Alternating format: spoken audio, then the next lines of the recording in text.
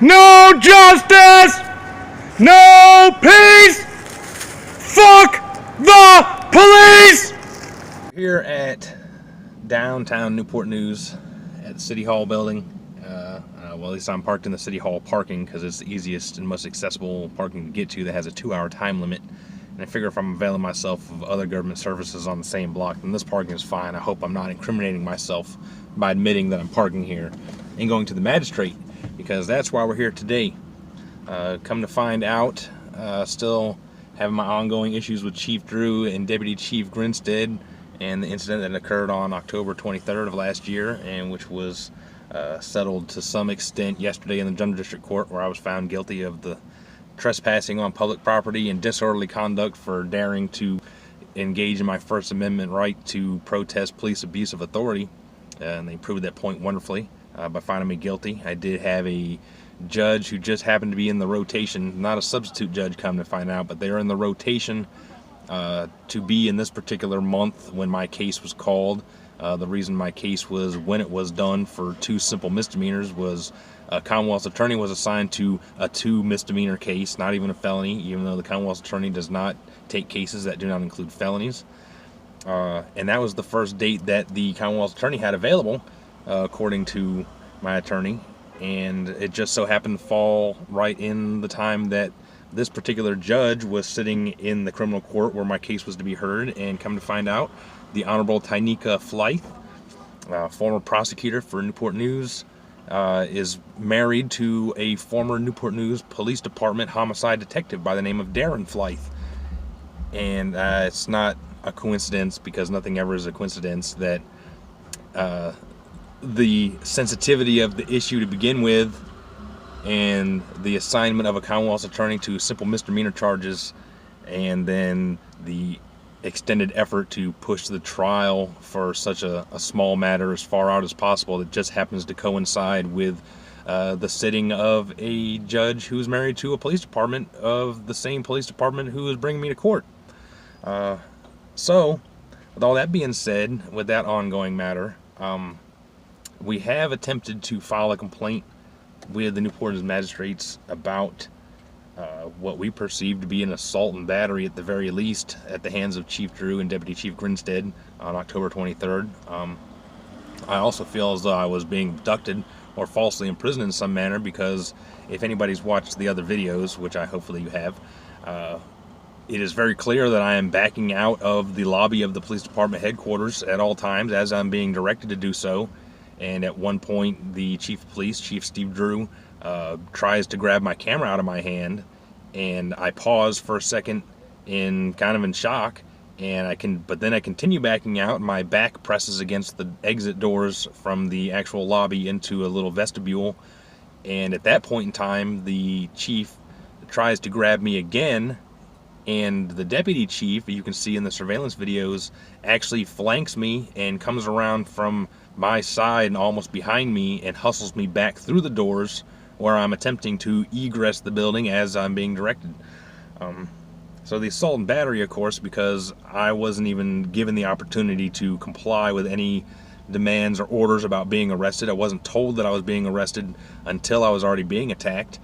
I was not told the charges that I was being arrested for until I got to the magistrate for my probable cause hearing, which was almost an hour later. I was not read my rights by Chief Drew, contrary to his perjurious testimony yesterday in General District Court that I was not read my Miranda rights until I was on the ride to the magistrate from the headquarters. Also, of course, a little side note, you'll notice that Detective Hauser in the video is the guy in the purple shirt. He's in the Internal Affairs Department. This will be an issue I'll bring up later, is that he's the one that retrieves my phone that was knocked away from me by the chiefs of police and picks it up, and then he proceeds to turn the phone off even though it's still recording, which it seems sort of backwards for the police to limit the amount of evidence that they have in order to be able to make their case. And if there's a audio or video recording going on, it's nonsense for them to stop that. So perhaps someday we'll get to that about Detective Hauser of the Newport News Police Department Internal Affairs tampering with evidence.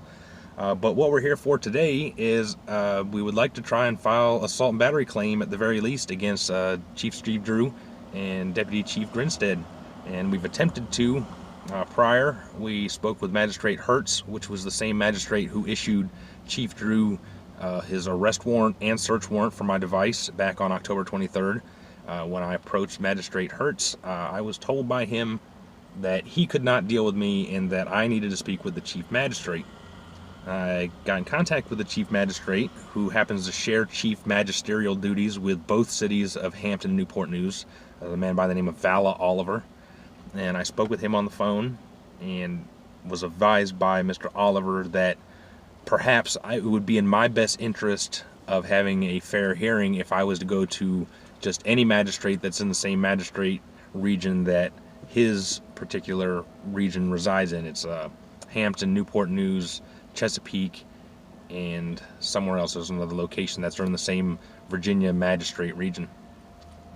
I did go down to Hampton in December, and that turned into a fiasco because I was told that he was there, Magistrate Oliver was there, and that I could meet with him there that day. And when I drove all the way from Denby all the way to downtown Hampton, all of a sudden he had disappeared and nobody knew where he had gone, whether he was in a meeting or he was still in the building. So that turned out to be a bust because we kind of got lost back in life for a while and hadn't followed up with it since December. But now, precipitated by yesterday's calamitous events, I have decided to go ahead and try to pursue these allegations again, and I called the magistrates in Newport News today to speak with Magistrate Oliver, and come to find out, Magistrate Oliver has retired, and he is no longer the Chief Magistrate, or any magistrate, I guess, for that matter, in this region, and we now have a new Chief Magistrate, lady by the name of Magistrate Akins, who I spoke with on the phone briefly about an hour ago, and who I have already told her prior that I suspect that I will not be able to receive a fair hearing of my probable cause based on the political nature of the allegations that I'm making and the ramifications that there are for anybody to take on the Chief of Police or the police department generally in today's society. So she already has the knowledge that I'm coming in there with a jaded eye cast on her, but I told her on the phone that I'm willing to give her the benefit of the doubt because I don't have any prior experience with her and not necessarily any reason to doubt the fact that she would give me a fair hearing. Now, she didn't sound all that great. She did suggest that I go to a different magistrate office as well, but I kind of want to talk to her and see, because this is my town and I should be able to go to my magistrate without having to drive all over God's green earth to avail myself of the services that we pay for daily. So with all that being said, we are here at the magistrate's office in downtown Newport News. It's behind me, the City Hall building, and then further down the block is the General District Court, the Juvenile Domestic Relations Court, and the magistrate's office is attached to that. So we'll be walking down the street here and taking our video evidence. Hopefully we'll get to show her that. I just made a playlist so that it's easily accessible, the things I think are pertinent to what I need to do. I also will be bringing another device that I will be recording my probable cause statement to the magistrate, because it's not required of police to provide a written probable cause statement. They are allowed to give their probable cause statements orally.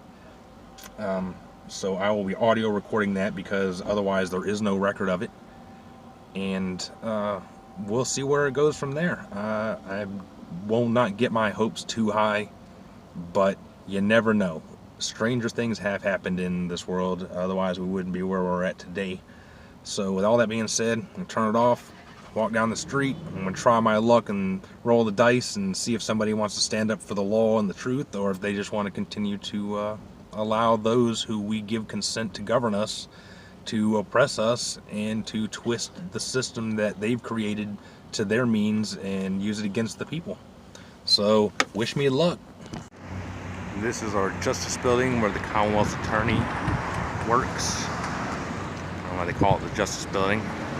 The government doesn't work in the interest of justice, they work in the interest of law. And this is our City Hall. Big, beautiful City Hall for Newport News. And the mayor, he works all the way up there at the top, along with the city manager. And of course, no government complex would be complete without a dedication to those fallen heroes that gave their lives doing that job for a paycheck like everybody else does. You don't see any monuments to lawn mowers or tree surgeons or, I don't know, waitresses, anybody that ever died in the course of their job. I mean, waitresses serve people all the time too, and they do it for very low pay, and they have to deal with crappy people all the time. But you don't see any waitress monuments out in front of the government buildings, I guess because they don't work for the government. But you know, government doesn't celebrate the people. Government celebrates government. Government begets government. And of course, there's the infamous General District Court where we were yesterday. Chief Steve Drew and his henchman and all the other folks that came down to tell their lies about me. Chief Steve Drew was there. Deputy Chief Grinstead was there. Sergeant Paddleford, who is a wife beater, but yet is still the building administrator for the headquarters, as well as the FOIA contact, was there. Lieutenant Petrovsky, who is in charge of the Professional Standards Internal Affairs Unit, was there. Lieutenant Dunbar, who thinks that you can press the crosswalk button too many times, was there. Of course, nobody testified. It was just a show of force. The only person that testified was Chief Steve Drew. And of course, he committed numerous perjurious statements on the matter while he was there. But we'll get into that later. So we're going past City Hall. Hi, everybody. Go over here to the Juvenile and Domestic Relations building. This is beautiful downtown Newport News. There's Huntington Shipbuilding and all kinds of stuff down here in great industrial South.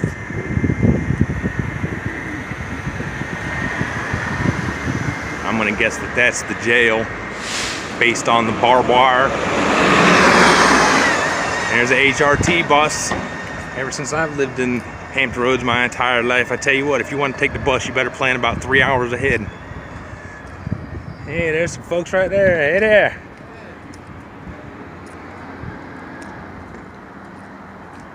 You guys work in a jail? Say again? Oh, this is your area. Yeah, municipal, yeah. Like outside? Yeah, this whole area we patrol. Oh, you actually patrol the grounds? Yeah, we out here all the time. We got the jail, we got the courts, we got the annex. Well, yeah, but I understand you being in the buildings, but I would think you'd be outside of the buildings walking around. That's what we do. Well, what are the police for? I thought they had patrol the streets, but we Oh, so you can't go past the line. If you're on the road, then you got to call the police. Yeah. Oh. I don't know, it just seems weird. This is just the area where the sheriff office is our predominant area. They got the jail, got the court. Yeah, I'm headed to the magistrates. That's down here at the end of the block, isn't it? Down there at the right. That's where I'm headed. Right, Thank you, brother. Be good.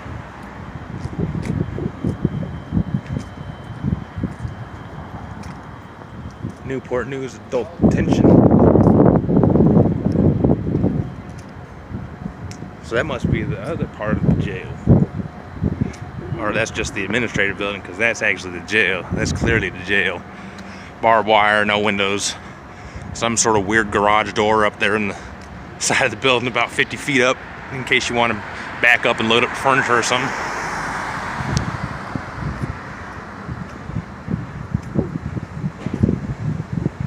But this is the building we're going to, right here.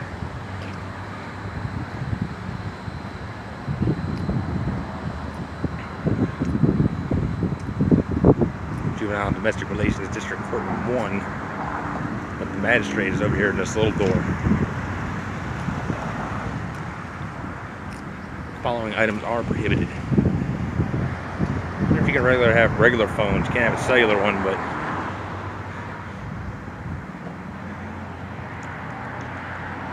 so it even says the same thing here, but you obviously have to bring your phone in if you have evidence on it, and that's what we do. So here we are.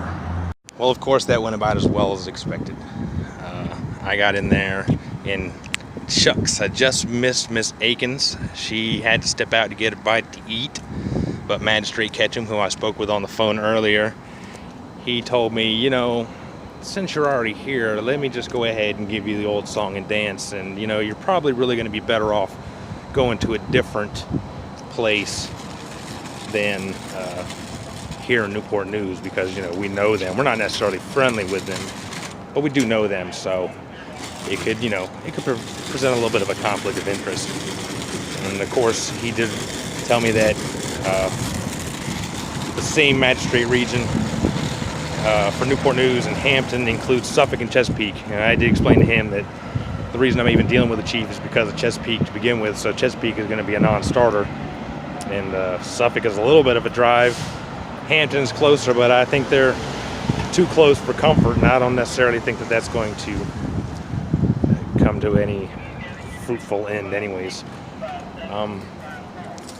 So Susie told me not to get in trouble while I'm down here, and I always try not to get in trouble. I'm not trying to get in trouble.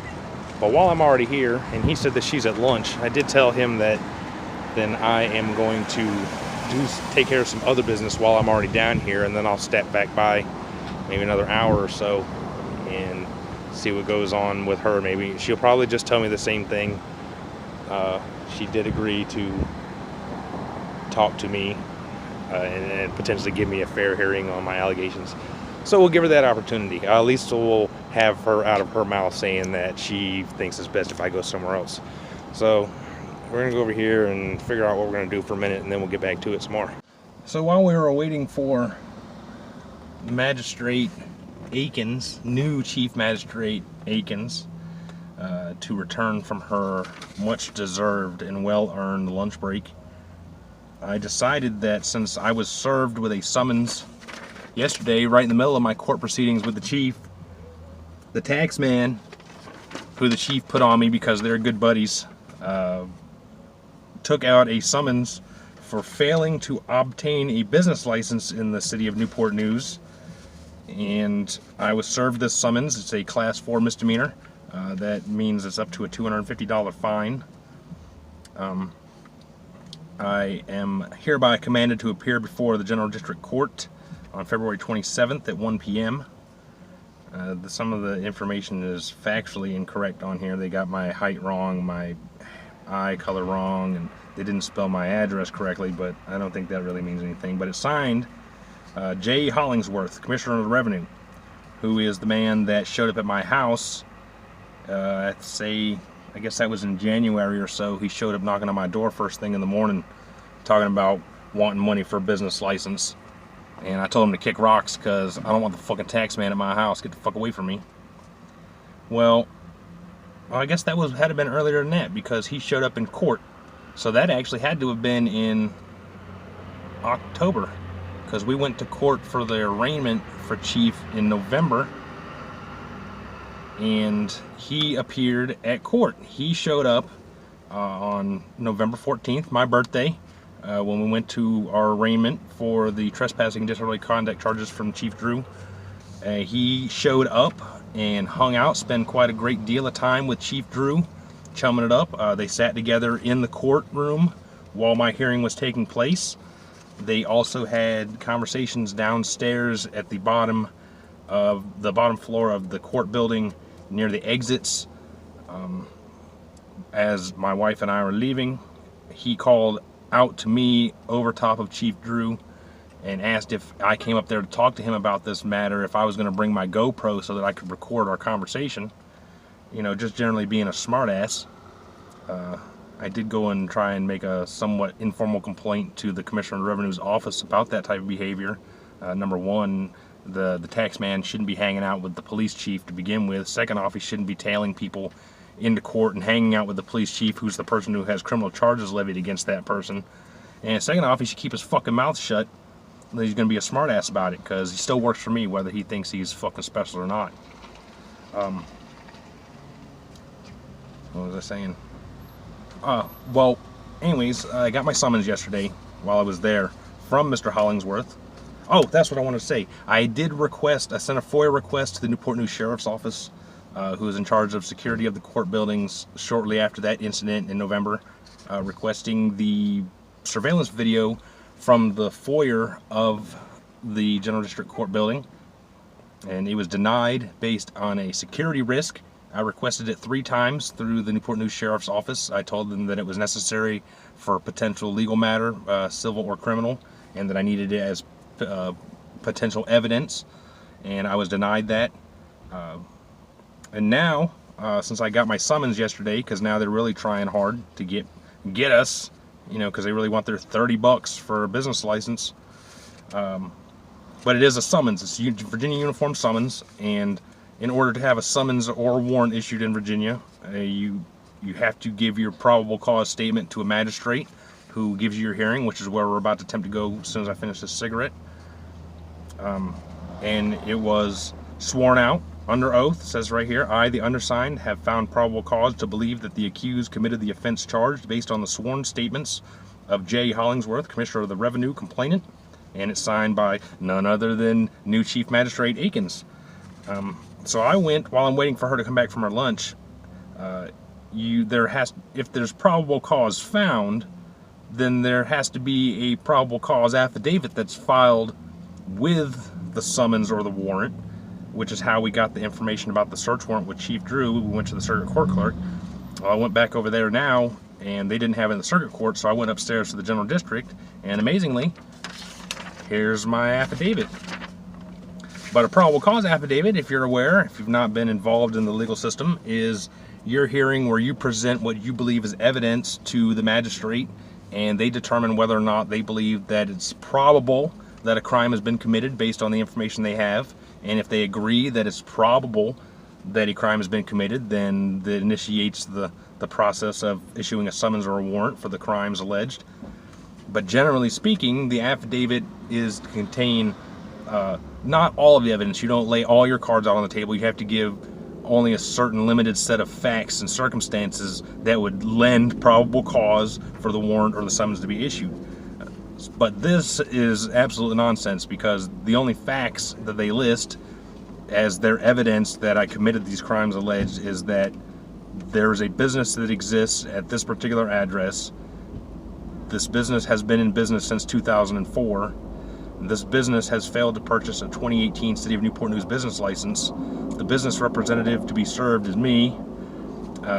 Associated with me is her too at the same address, and that the business still is in operation as of 12/5/2018. But there is no, this is what is my evidence that this business is still in business or that it's run out of this particular location. There is no accompanying facts. It's just declarative statements of criminal wrongdoing without any sort of information to bolster that claim. So we're going to take this with us also back over here as we attempt to get a hold of Magistrate Akins about the Chief Drew. I have a feeling she's going to tell me the same thing that Magistrate Ketchum told us, which is that it's best if you just go somewhere else. And I did speak with her too momentarily ago about that, and we have come to the conclusion that it's going to be best if we go to Suffolk if she decides to pass on it, because I think Hampton is a little too close for comfort. Chesapeake is going to be a non-starter based on history in Chesapeake. So it kind of leaves us at Suffolk, and unfortunately it's kind of a long drive, so I'm not going to be able to go and do that immediately, or as immediately as I'd like to. It's going to have to wait until I'm at least in somewhere near the area, because that's going to be at least a 100-mile round trip. I'm not going to drive out there just for that. So, but unfortunately the magistrate is open 24/7. There's always at least one magistrate on duty, so if we're back on the other side of the water this week sometime or next week, and we're already halfway there, we can always hit the magistrate's office on the way back. So that's kind of in the works. That's the potential plan B if when we go in here to deal with Magistrate Akins, if she determines that she's going to recuse herself from this matter and pass the buck to the next place, then that is where we will be going. So we have our empty criminal complaint form that we will be filling out inside there, as well as a request for witness subpoena that Magistrate Hertz was kind enough to provide to me. I have to put in my own information, subpoena myself as a witness apparently. And once we get through this portion of our transaction, I will then bring this to Magistrate Akins' attention also, and ask her if she can provide any more context as to what factual information was revealed to her that gave her probable cause to determine that we were operating a business without a license. So I'm going to stop this here because I can take my phone in there. I have to, so that I can show it to the magistrate with the videos on it. And then we will be back with a conclusion to that part of today's adventures. Almost made it to the magistrate's office, and then I noticed this vehicle parked here on the sidewalk, and I had to walk around it. So, you know, they're parked in the public right of way, and it didn't appear to be a government vehicle. It doesn't have government tags on it. It has regular old, just Virginia license plates. And I took my pictures because I want to document that this vehicle right here is parked in the sidewalk, blocking the public right of way.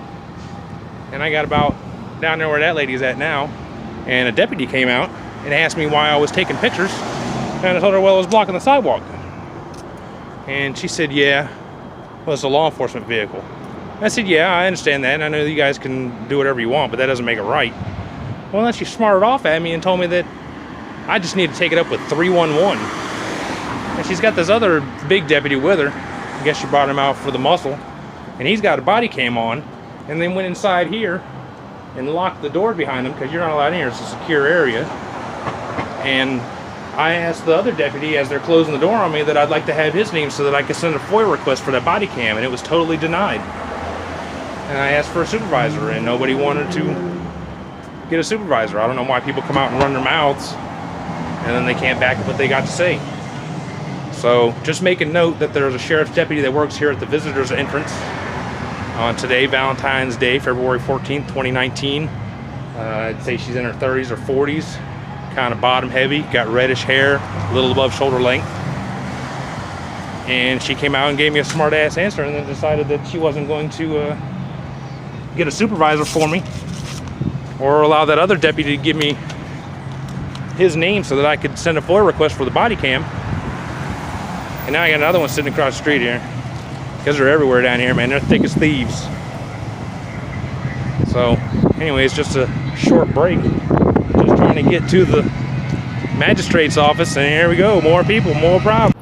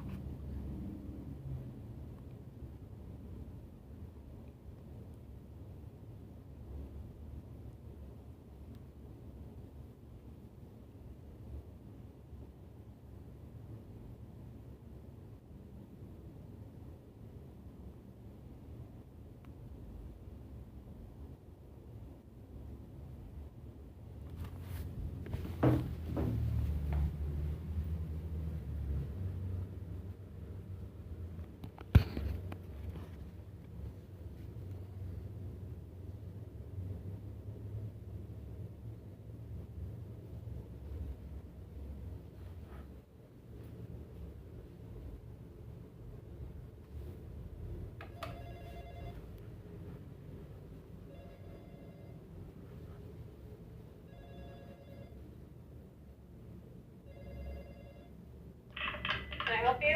This is Chris McVeigh for Magistrate Akins, please. Hello, please. Thank you.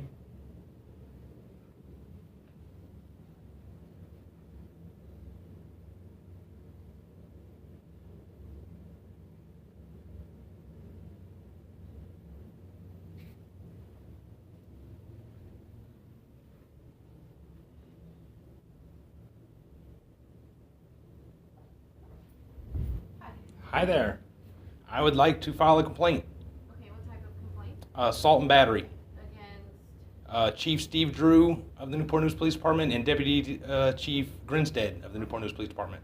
We won't be able to handle that here in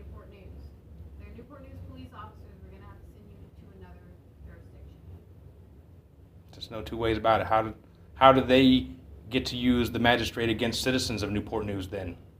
We have to recuse ourselves when we are dealing with police officers who are Newport News police officers. Yeah, but I understand what you're saying. I don't understand why you're saying it, because what you're saying is that because you come into frequent contact with the police departments, then you don't want to ruin the relationship that you have. No, but I'm saying there's an appearance of impropriety if we handle cases against police officers who come before us. But how is there not the appearance of impropriety if you handle cases against Newport News citizens when you help the police? That's what I'm saying. We don't know anything about Newport News citizens. We don't work with Newport News citizens. You work for the Newport News citizens and you use the police against them. We don't use the police against anyone. Police don't work for us. They only do what you ask them to do. No, sir, we don't ask the police to do anything. No, the police ask you to do things, and generally you acquiesce to whatever they ask you to do. No, they come before us and they present probable cause, and we determine whether or not there's probable cause for the arrest that they've made. I understand that, but I'm telling you that somebody in Newport News has committed a crime against me, but because it happens to be a police officer, you can't hear that probable cause. Correct. I don't understand that. And I'm telling you that we have to recuse ourselves because we are governed by canons that require that we not engage in any activity as magistrates that give the appearance of impropriety or give the appearance that we would be biased. So we cannot handle cases against Newport News police officers. Okay, I We understand can that. go Does to that therapy. does that canon also apply to the general district court judges, or is that strictly for the magistrate that you're referring to? I mean, is there any sort of, you're a judicial branch member? It's just canons for the magistrates. Strictly for magistrates, not the judicial branch, I mean, period. they may have their own canons. Oh, okay. But we have specific canons that govern what we can and cannot do. Okay. Well, then I kind of figured that's what I was going to be told, is that I needed to go somewhere else. Hampton and Chesapeake are going to be non-starters, so I guess I'm going to have to go to Suffolk. But while I'm here, I thought I recognized your name when I spoke on the phone earlier. As yesterday, while I was in court for the police chief, I was found guilty of trespassing on public property. I was served a summons from the Commissioner of the Revenue that you signed off on, and I went and got the probable cause affidavit that was to be with the summons here, and I'm curious about your judicial decision that this probable cause statement doesn't state any sort of facts that allege any of the actual crime. I mean, it just says that I committed the crime. There is no actual facts in the affidavit. He said that he spoke to you several times about you needing a business license, that there is no business license on file. But what proof did he have that I have a business that you signed the summons? Okay. We go based on what they say. He was under oath when he provided the statement. Yes. If you feel as if his statement was incorrect, that is something you can challenge in court. If you think that there is no business, that is something to bring up in court. He will accordingly have to bring to court further evidence that you do have a business, that there is no license. But if you feel as if you don't, that is something that you need to bring up in court. But all he had to assert to you was that he says that there's a business, and that was probable cause enough for you. That he or other people have seen the business. That's not what it says. It doesn't. It says this business is located at this address. They have been in business since 2004. The business has failed to purchase a license. The business representative is me, and associated with me is my wife, and the business is still in operation, but there's no factual. It says, based on my belief in the following facts, but that's just an accusation. There's not actually any probable cause here other than an assertion. And I was just curious. Right. He asserted that under oath. But with no facts to back it up other than just the assertion on its face. Okay. He, as a representative Of of the the government, Commissioner of the Revenue, came to the magistrate and gave you the most barest of facts, and you signed a warrant. Can you let me finish my sentence before you try and fill in my words for me? Okay. Yes. He came here as a representative from the Commissioner of the Revenue who has access to information about whether or not a business record is on file. So he asserted under oath that there was none on file. So there was probable cause. Do you have a business license on file? I do not. I also do not have a business. So could I assert, though, that you were operating a business without a license on the bare assertion? There was a business. He didn't have to provide any evidence. He just made an assertion. He is a representative of the Commissioner. Oh, so because the government, his word has more validity than the citizens you serve. You would have to go to him or provide some type of evidence that there was a business. But there is no evidence. It's just an assertion. Okay. If you feel as if his assertion was incorrect, when you get to court, he will need to provide evidence that there's a business. You can provide evidence that there is no business. How do you provide evidence of absence? I'm just curious. How would I prove that I don't have a business? Sir, I can't give you legal advice. Well, it's went better than I thought I was going to. At least we were able to maintain civil tones. I appreciate the time. I don't know why I would ever not maintain a civil tone with you.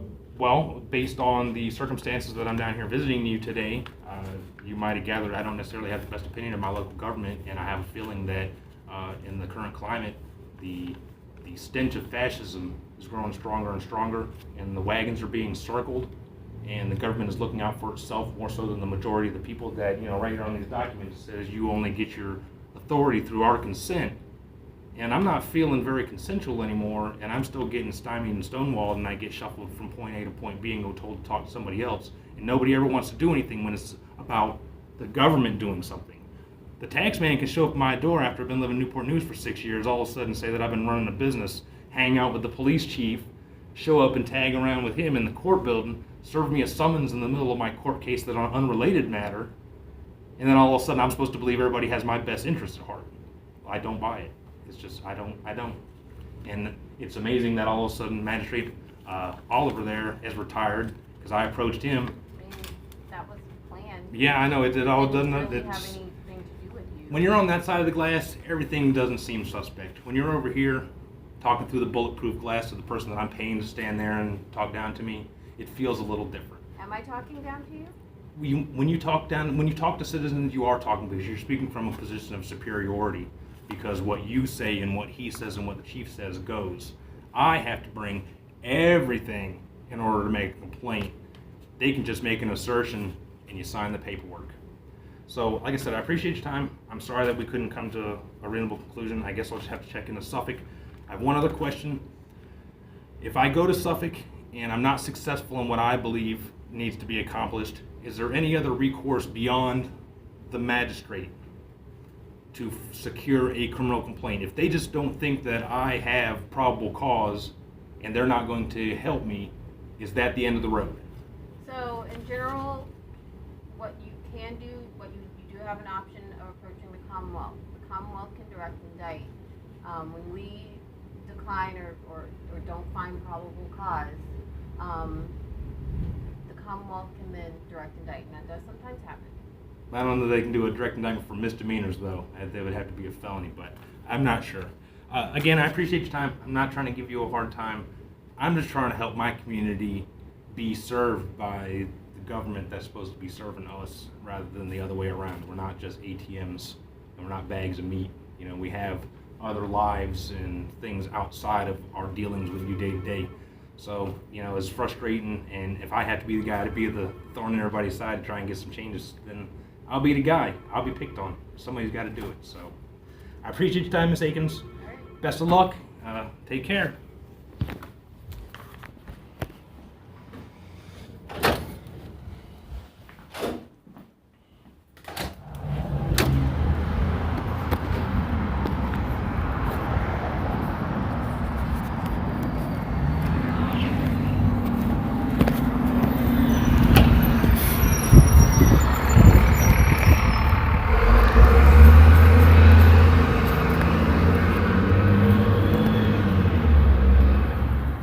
Well, that was about as successful as we thought it was going to be, of course. And I'm just finished audio clips so that I'll switch back to video when we get back to the van and talk to her too.